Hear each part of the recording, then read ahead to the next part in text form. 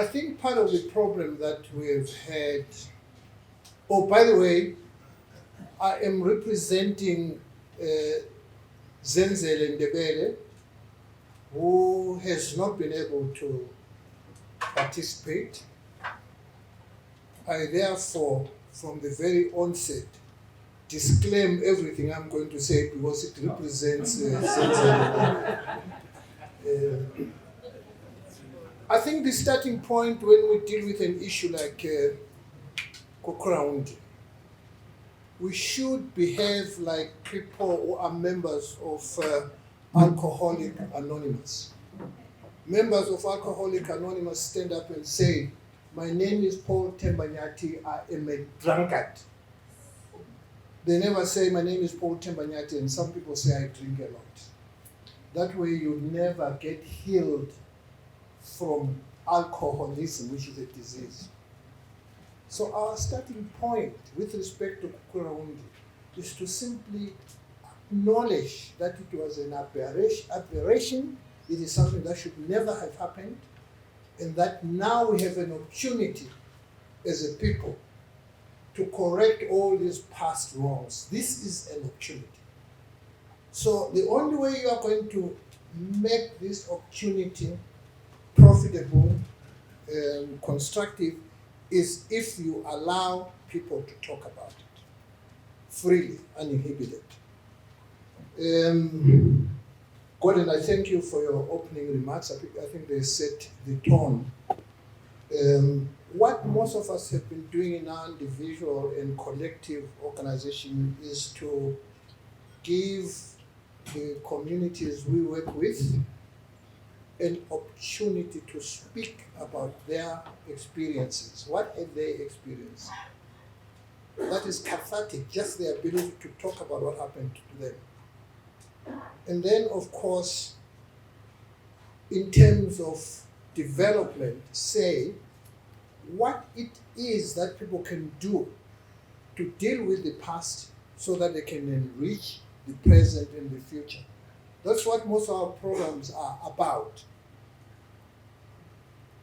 Our programs also give ordinary people an opportunity to see in each other the potential for strengthening whatever it is they're trying to do.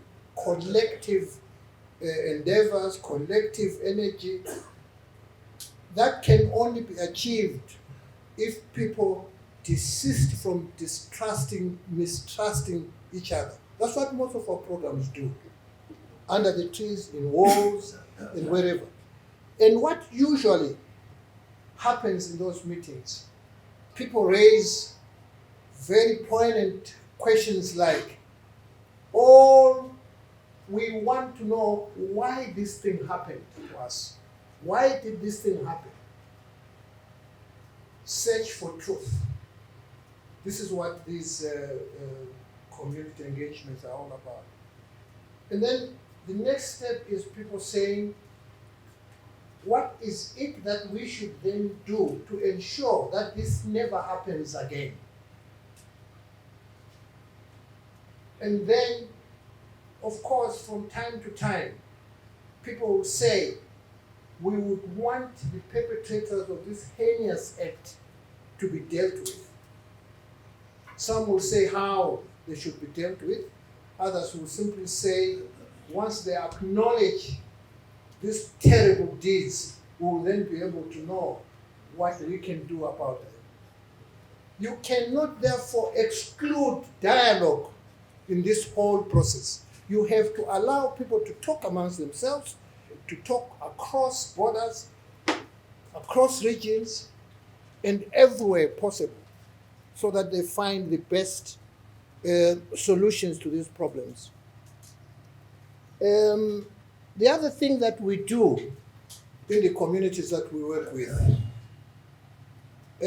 most of you who work in communities in an attempt to implement what we sometimes refer to as projects.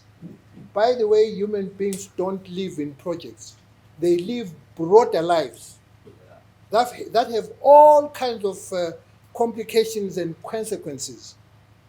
The projects are simply entry points to enable people to do other things.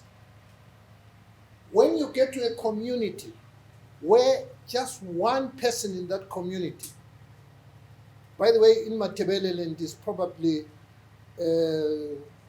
one person in every 3 person that you talk to who have a direct involvement or loss or experience with Kukuraundi.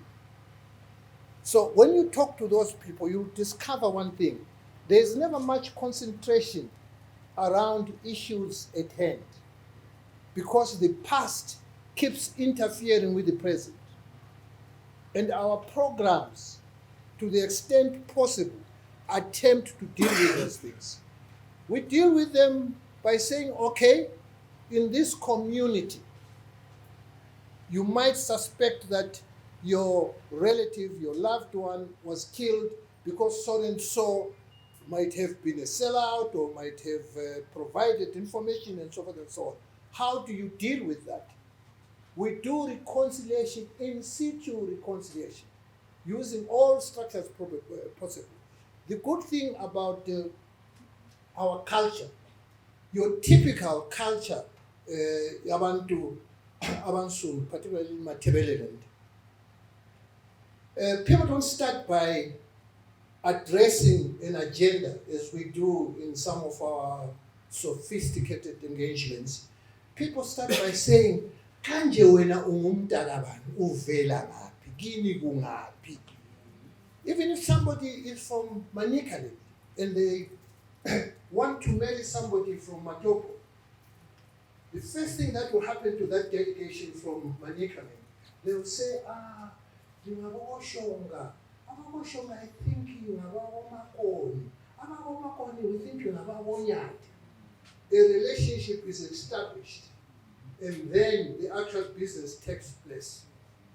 But present in all these things is dialogue. People have to talk to each other.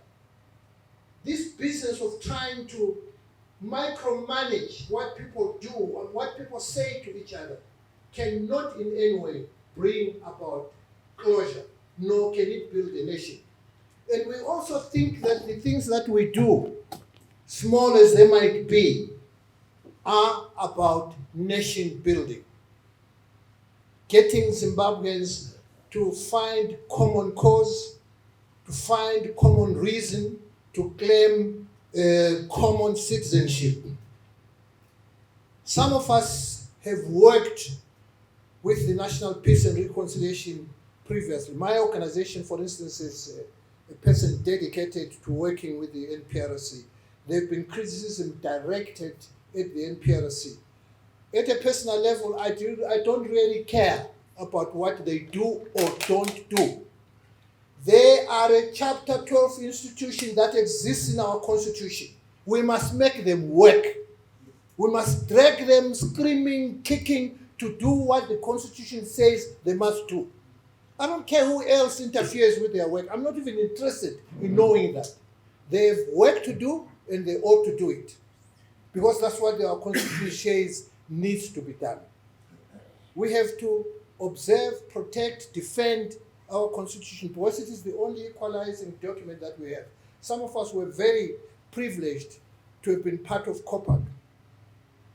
The NPRC was not created by some smart lawyers seated somewhere at, what is this hotel that everything got done? Rainbow. Rainbow. It was created under Ischacha Zomsume, under Ischacha Zom, whatever, Zamapani and so forth and so on. That's what created the NPRC. That's why we need to respect and honor it and give it the due recognition that it deserves. I want to conclude by telling you why issues of Kukuraundi are not programs and projects. They are about people's lives. They are about how, if 20,000 people are killed in a particular geographical area, this time around, Ndebele, parts of the Midlands, you destroy leaders at that point in time. You destroy people that could easily have been leaders. The population gets displaced. Some go into neighboring countries. Development becomes difficult because nursing skills that could have been there are disturbed, are destroyed, are displaced. So Ukuraundi is a practical issue, not just for this region, but for the whole of Zimbabwe. If we don't resolve Ukuraundi, we are not likely to resolve all the problems that this country is facing. It is a festering sore in a particular area, but it then affects the manner we relate to one another. I am convinced, someone can tell me there's probably no relationship if they want to do that, but I am convinced that if we had dealt with Ukuraundi and done so effectively, we would not have had Murambatsvina. I feel very strongly that if we had dealt with Ukuraundi very, very constructively, none of our elections would be as violent as they continue to be. I also have a feeling that if we had dealt effectively with Ukuraundi, the tribalism that manifests itself either on social media or elsewhere would be not, in my view, as toxic as it is at the moment. Because most of these things can be traced to the impunity that Ukuraundi provided. So it's an opportunity, in my view. Horrible thing, terrible loss, terrible grievances all over, but an opportunity for us to recalibrate the way in which we do things as a people, as a nation. And one of the things that we need to do, and do so quickly, is to let the NPRC do its work, period. I thank you. I start by saying we need to acknowledge the work that was done or has been done by those who tried to address Ukuraundi as early as 1980s, throughout the years to this day. Some of them have died. Others died trying to work on Ukuraundi. And they died trying to say, let's resolve the matter. And Konti Nhlanga did put it up one day in one of the meetings. I think we need to acknowledge those and say, well done, good cadres of justice. Conscious of the conversation that is going on and the questions that are raised of the issues of sincerity and honesty of government, the perceptions that are therein, and conscious of the power dynamics and who lies behind the issue of allowing us to talk about Ukuraundi and also mandating the chiefs to address that. And conscious to the kind of suspicions that we carry with the process or about the process, but I want to make a submission that we can still have something to do, even if it is so difficult. We are aware that the powers that be, some of them, if not most of them, were involved in the Ukuraundi. But still the same, we can have something to do.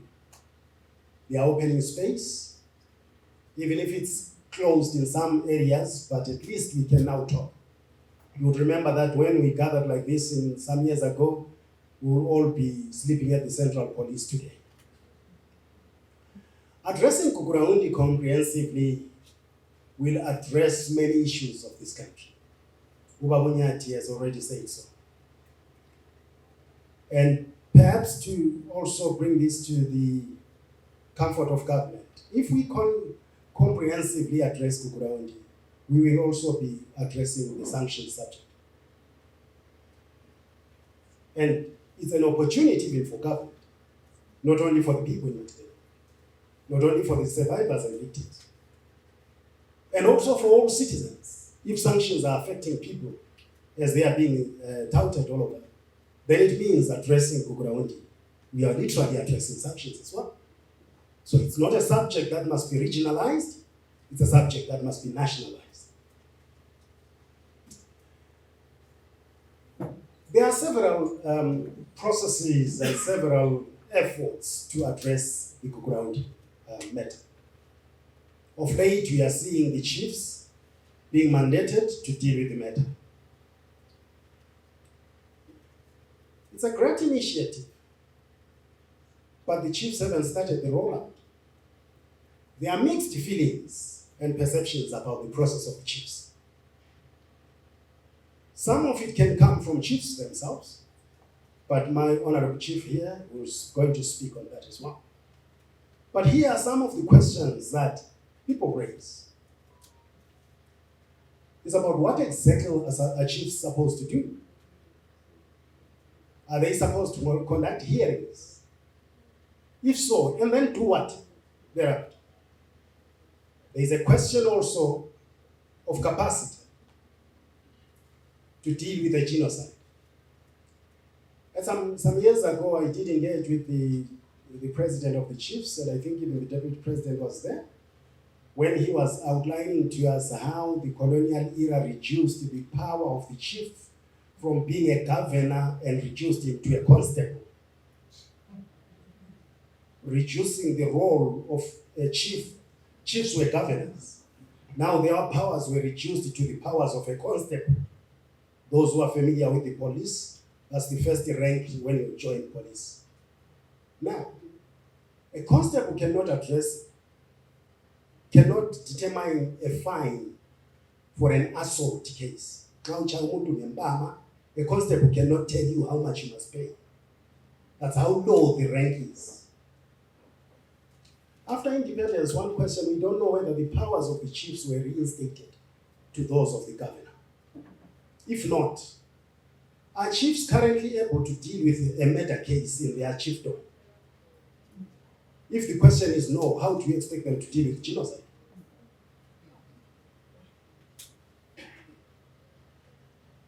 There are many questions than answers. The traditional leaders have to work extra hard to deal with this. The traditional leaders will face questions of a man who observed his wife being raped and a child was born. Whom are they supposed to reconcile with? And the born child must reconcile with whom? So these are the questions that I want to leave the rest the chief is going to address. But there is also the efforts of the church and the civil society. As one of the religious leaders in the country, and perhaps in the region as well in Southern Africa, this is one question that I've pushed in those spaces. That the church has been indifferent. And in a way, the church has colluded. And I've brought this before the General Secretary of the Zimbabwe Council of Churches. I said, since the 80s when the genocide occurred, the church in Zimbabwe, particularly the Zimbabwe Council of Churches, has said nothing to this day, except the 10 principles of 2018, and nothing else.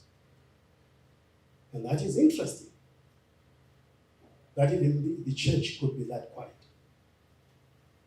So, but there are other initiatives from church social arms, those that are faith-based organizations that are inspired and invigorated to deal with Kukuraundi. A lot of initiatives are going on. I may not mention them because I may lose others who are doing a critical job, and I'll be selective once I start mentioning. But I have a couple of them here. So they're trying to conduct healing sessions. The methodologies differ, but part of the reason of trying to address that is to liberate people from the fixation. Some are fixated. I was in Cholocho recently, where a bullet was shot and it went through Umduli, the wall. And it was in 1983. Up to today, they did not cover. The wall is still, it still has a bullet wall. So, for almost 40 years. And what does it tell us about the memories and the trauma of those people? And the church is trying to then address that. It may not be so much comprehensive in trying to deal with Kukuraundi, but trying to address the fixation, because they are now stuck in the day when it occurred. And how can you liberate them to start living a life today and start moving on? I'll not give you stories, but this is part of the initiative trying to heal the victims, heal the survivors, and also to contribute in the entire narrative or story around the Kukuraundi that soothes and somehow tries to help survivors to deal with their trauma. But also there are several CSOs that are dealing with this within the region. And yes, it is true that the matter has been repressed in the region, and a lot of activities and initiatives are going on which seek to address Kukuraundi. I'm happy to say also the academics are now involved in this. I've seen a lot of researchers which I didn't know. Those who have written about the Kukuraundi. Someone wrote about the gender issues and Kukuraundi. Others wrote about the experiences of survivors. Others wrote about self-healing in the absence of an apology, and many more researchers. And there are certain things that I mentioned there. And one conversation that we need to have, Babu Umoyo, is who were the dissidents? Who were the dissidents? And findings are very interesting. Very, very interesting. Some of them belonged to the party and pretended and behaved as if they were dissidents. Very interesting. So that conversation we need to have and establish, and it's going to change the dynamics in terms of who were actually the dissidents.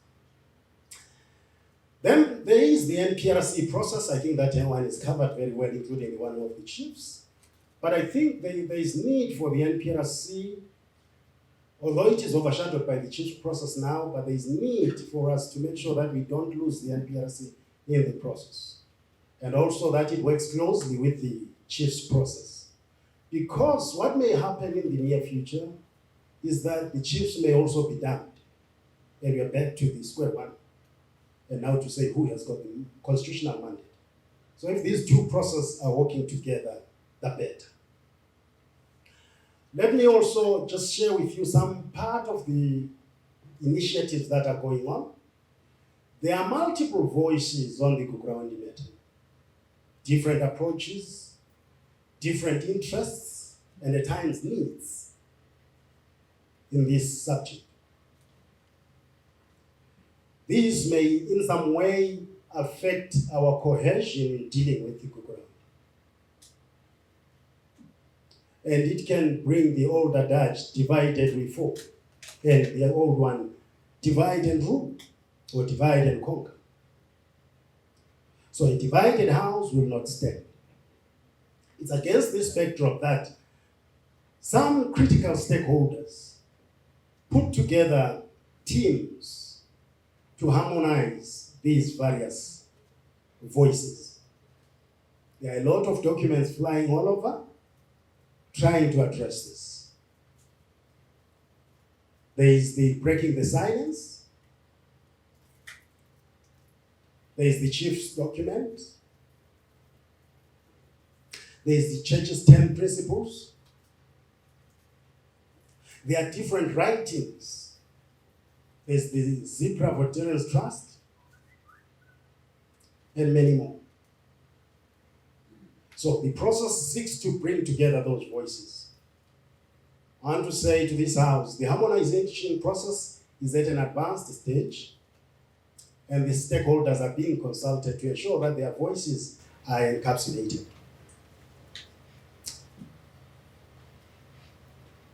Then we are testing whether they feel their voices are captured in the document. I know what you all know that this matter about Kukuraundi is now seized with the traditional leadership. Yes, we are trying, and the whole thing is not perfect. We will try as much as we can But we need an inclusive hand from you, particularly the academics. I think you are highly required to put more brains into this. But I'll try to express my feelings about this. My feelings, quote me well there. I believe there is no sincerity in all this. That's a belief. Because, like Ufuzo talked something that the president is talking the other language, and the other people are talking the other language. Then, where do we stand as traditional leaders now? That's a question that I'm throwing to you. Because from my understanding, I think we need a united voice. Everybody and everyone, we need to speak in one voice about this whole thing. Because everybody was affected. Everybody was affected. But I will stick to my issue of sincerity. The other thing, I think there are issues that we spoke about, the documents, which are birth certificates. I believe those birth certificates and death certificates, they need to be addressed with the cause of death. Because currently you can't go to any place where they issue birth certificate and get a birth certificate that will say the cause of death was Kukurawundi. No. I remember at some stage it took me 2 days to get a death certificate, and they were lied to get one. I said I'll stick to sincerity issues, yes, and I will stick to that. And the other thing that I heard, or that I heard, that there were chiefs that were sent to Switzerland for a training. But that is, we are not taking the route what the world over is doing, because we are not the first country, as a lot of people have said, to be affected by Kukurawundi. There are many countries that have been affected by Kukurawundi, which I believe as a country we need to get a leaf from such and try to amend the way we feel our situation requires a different path. And as we are talking of Kukurawundi, there is not even one single person who says he is the owner of it, which is my worry.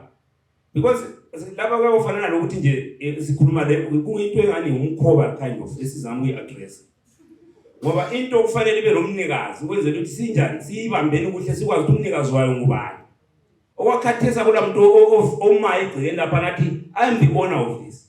So the issue of ownership, I think it is very imperative. The other people spoke about timelines. I think it was enough. I'll never go back to that one. But let me say to all of us, yes, it's not a perfect thing, but let's go and address where we see there is an advantage. I think we need to work where we see it, that it allows us that space to work.